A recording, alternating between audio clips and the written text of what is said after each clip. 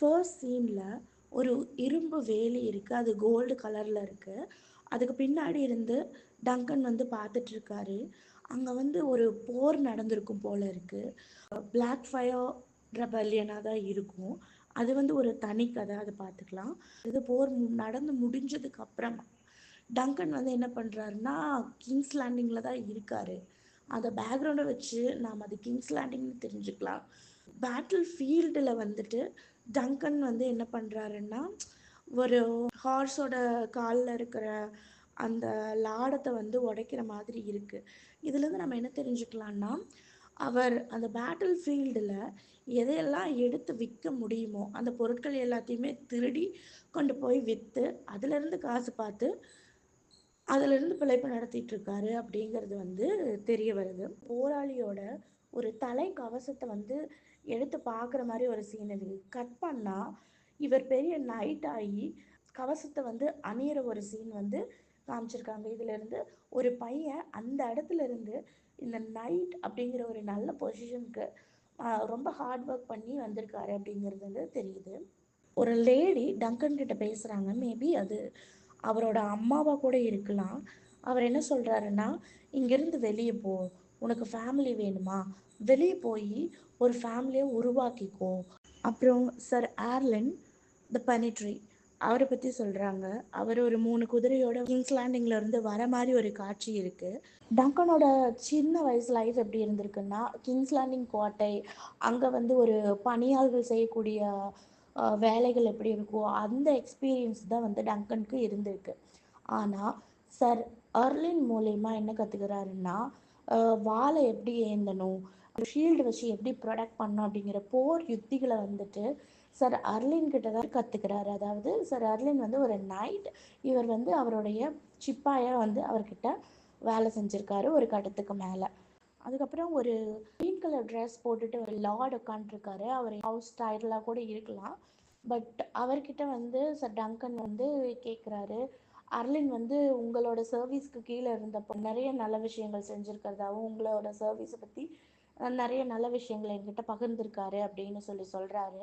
But இவர் வந்து நான் அவர் கிடையாது அப்படிங்கிற மாதிரி அந்த பச்சை நிற ஆடை அணிஞ்சவர் வந்துட்டு இவரை ரெஃப்யூஸ் பண்ணி மறுத்துடுறாரு. இவர் சர் டங்கன் சொல்கிறதுக்கு வந்து நான் இல்லைப்பா அது அந்த மாதிரி சொல்லிடுறாங்க. இங்கேயுமே வந்து டங்கனுக்கு ஒரு ஏமாற்றம் தான்.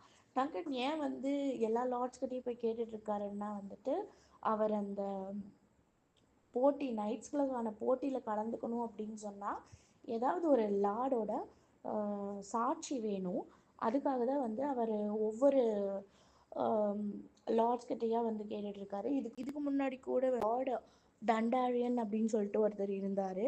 அவர்கிட்ட தான் போயிட்டு ஃபர்ஸ்ட் எபிசோடில் வந்துட்டு உங்களுக்காக சர் ஆர்லின் வந்து காயப்பட்டிருக்காரு, உங்கள் அப்பாவுக்காக பணிபுரிஞ்சு அந்த மாதிரி எல்லாம் சொல்லியிருப்பாரு.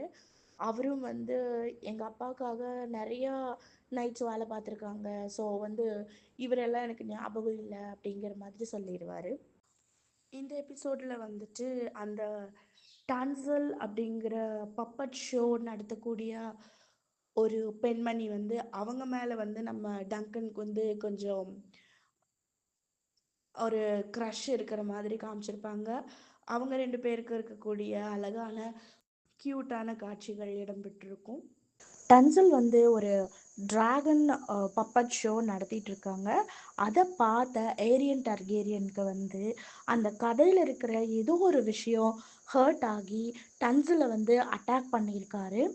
அட்டாக் பண்ணதை பார்த்த டங்கனுக்கு கோவம் வந்து டன்சலை வந்து ரிலீஸ் பண்ணணும், அந்த பப்பட் ஷோ நடத்துகிற பொண்ணு டன்சலை காப்பாற்றணும் அப்படிங்கிறதுக்காக அவன் மேலே அவருக்கு ஒரு லவ்வும் இருக்குது. அவர் வந்து ஏரியன் டர்கேரியனை வந்து அட்டாக் பண்ணிட்டாரு. ஏரியன் டர்கேரியனை டங்கன் வந்து அடிச்சதுனால அவர் வந்து கவுன்சில் முன்னாடி நிற்கிறாரு. அதாவது நீதி வழங்கக்கூடிய ஆலோசனை சபை முன்னாடி வந்து நிற்கிறாரு. அந்த இடத்துல பேலான் டர்கேரியன், மேக்கர், ஆஸ்ஃபோர்ட் எல்லாருமே அங்கே இருக்காங்க. ஸோ ஒரு அரசு குடும்பத்தை சேர்ந்த டர்கேரியன் பிரபுவை வந்து அடித்ததுக்காக அவரோட கை கால்கள் எல்லாம் வெட்டக்கூடிய அளவுக்கு வந்துட்டு தண்டனைகளும் அவருக்கு கிடைக்கலாம், மரண தண்டனைகளும் கிடைக்கலாம்.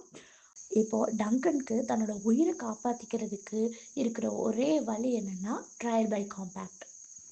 இந்த இடத்துல நம்ம லியானல் பராத்தியன் வந்து இந்த இடத்துல நம்ம லியானல் பராத்தியன் வந்துட்டு என்னோட போருக்கு வர நீ தயாரா அப்படிங்கிற மாதிரி டங்கன் கிட்ட கேட்டிருப்பாரு. அந்த ஒரு காட்சியும் இடம்பெற்றிருக்கும். ஸோ அதுக்கு அடுத்து கட்டு என்ன இருக்கும்னா அது ஜஸ்ட் வந்து டக் ஆஃப் வார் தான் வந்துட்டு. அது வந்து ஒரு கயிறு இழுத்தல் போட்டி தான். லார்ட்ஸ் அண்ட் ஸ்கொயர்ஸ் எல்லாமே சேர்ந்து கயிறு இழுத்து கொஞ்சம் ஃபன்னாக வந்து விளாண்டுக்கிற மாதிரி ஒரு போட்டி தான் அது. அவர் எக்ஸாக்ட் வார் அப்படிங்கிறத மீன் பண்ணி லயனல் பராத்தியன் வந்து சொல்ல கிடையாது. ஜஸ்ட் ஃபார் ஒரு ஃபன் கேம் தான் அங்கே போயிட்டுருக்கு.